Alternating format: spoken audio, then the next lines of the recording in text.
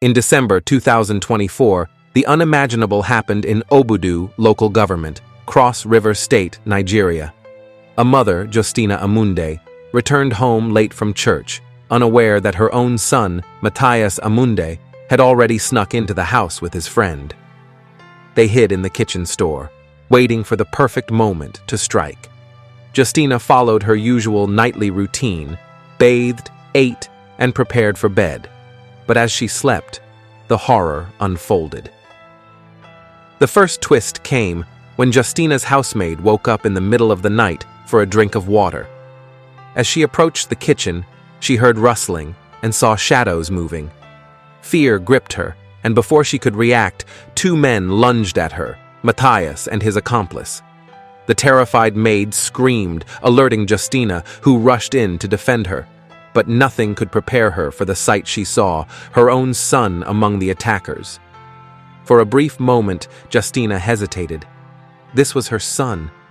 Surely he wouldn't harm her. But before she could process what was happening, Matthias pulled out a sledgehammer and struck her head, again and again, until she stopped moving. Her lifeless body was then mutilated for ritual purposes, as the native doctor had instructed. They locked the housemaid in the kitchen store, warning her to stay silent or face the same fate. Then, they dumped Justina's body in the backyard well and planned their next move. But their crime didn't end there.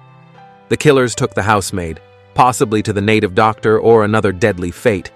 However, on their way, they encountered a police checkpoint. Panicked, they abandoned the bike and fled, leaving the maid behind. Sources say she ran straight to the police, while others claim she informed her family first.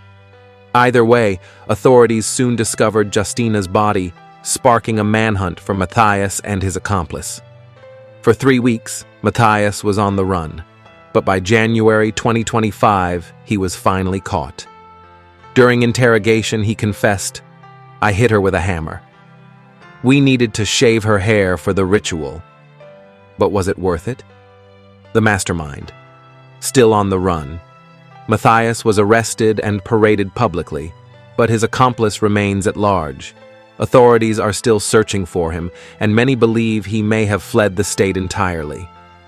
This tragic story highlights the deadly reality of money rituals and the senseless violence driven by greed. A mother lost her life at the hands of the very child she raised, all because of a false promise of wealth. Moral of this story: superstition and desperation should never lead us to commit the unthinkable. No amount of